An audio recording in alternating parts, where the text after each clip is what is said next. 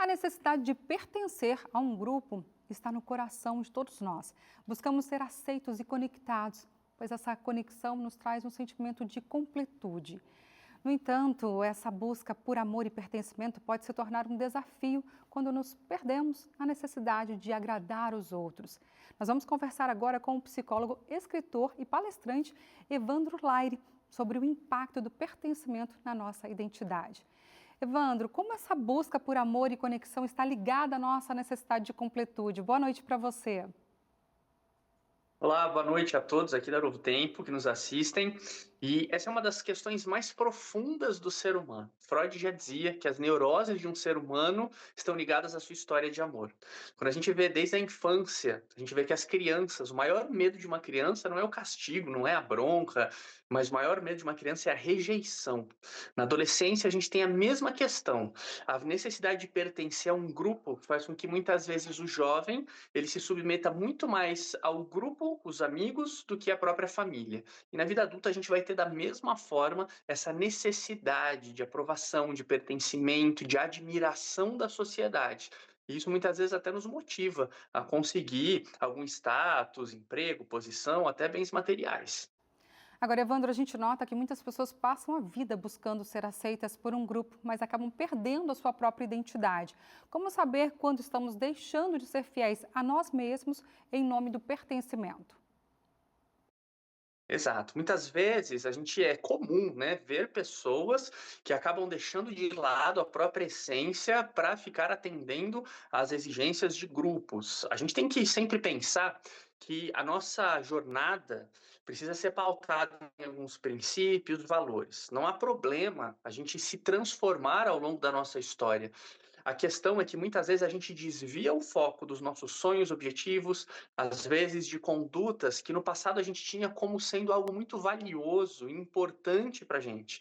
Os nossos fundamentos familiares, muitas vezes a gente deixa de lado para atender às expectativas e para sofrer essas influências. Então a gente tem que tomar cuidado, porque mudar é positivo, mas se você não consegue realizar, se você não tem uma direção e se você acaba não entendendo exatamente quem você é nessa jornada na vida, isso pode sinalizar que você deve estar recebendo uma influência muito grande das pessoas e, pela necessidade de aprovação, está cedendo a essas influências.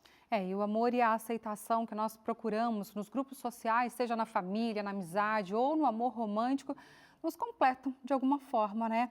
Mas o que fazer quando essa busca se torna um fator de angústia e de solidão? As pessoas às vezes costumam dizer que às vezes terapeutas acabam falando muito sobre autoestima e amor próprio, né? Mas a gente fala muito sobre isso por causa do poder que isso tem. Quando você entende que você é referência para sua existência, fica muito mais fácil você lidar com essas situações. Então, a maior ausência é a ausência de si mesmo. E existem muitas pessoas que às vezes estão rodeadas de gente, mas se sentem sozinhas.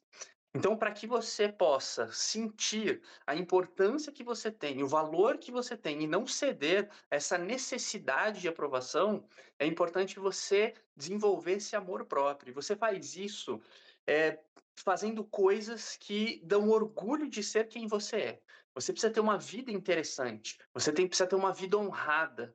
E você precisa fazer o bem para as pessoas, para que as pessoas retribuam isso no olhar, no sorriso, na emoção que elas sentem de receber o seu auxílio, fazendo com que elas retransmitam isso para você. Então, essa ideia de você ter uma vida interessante e cuidar das pessoas, isso faz com que você se sinta bem. Isso é uma excelente ferramenta para o amor próprio. Quando você consolida isso, é muito gostoso ser você e diminui a dependência da aprovação de outras pessoas. Agora, Evandro, a vida online e as redes sociais ampliaram a nossa capacidade de nos conectar, né? Claro que de forma equilibrada. Mas essa conexão é realmente completa? Qual o impacto emocional de buscar pertencer em ambientes virtuais?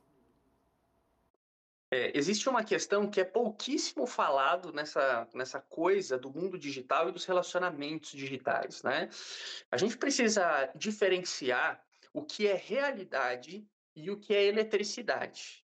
Quando eu digo eletricidade, eu estou falando tanto eletricidade tecnológica quanto eletricidade neurológica. Se você pensar em alguém que você ama, mas que não está aqui com você agora, aí, do seu ladinho, isso não passa de eletricidade neurológica, associada à sua memória. É o seu cérebro processando informações para que você lembre de uma pessoa. Quando você vai para as redes sociais, para o mundo digital, você está num mundo abstrato, um mundo composto por uma eletricidade tecnológica, mas isso está fazendo com que você também aguce os impulsos neurológicos da sua mente. Mas isso não é a realidade da presença de uma pessoa que você pode abraçar, que você pode cheirar, que você pode dar um abraço apertado, ouvir a pessoa falando de uma maneira mais presente. Então, a presença, ela é essencial. E essa questão dos relacionamentos digitais, isso é positivo porque afasta pessoas aproxima pessoas que estão longe da gente.